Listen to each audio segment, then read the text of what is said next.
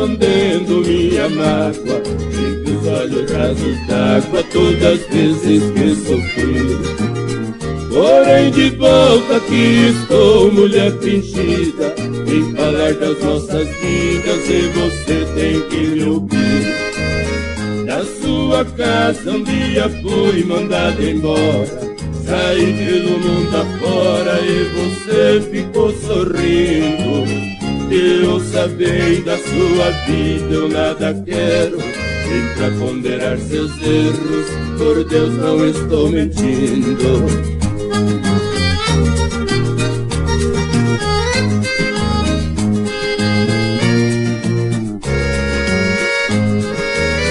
Você não teve o menor gesto de nobreza, apesar da incerteza, dediquei-me ao seu amor.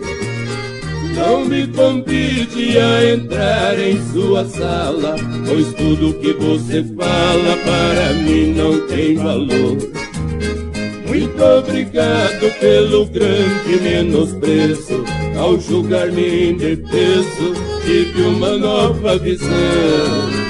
E me obrigado a lhe dizer tudo isso, para que você não morra sem obter meu perdão.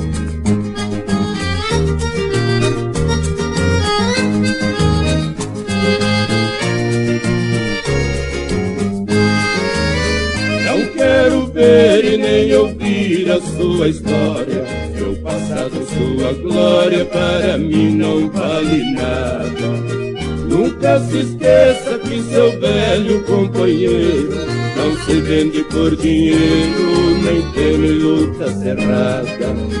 Da sua mesa eu nunca vou pedir um prato, sou índio, filho do mato, caboclo do sangue forte.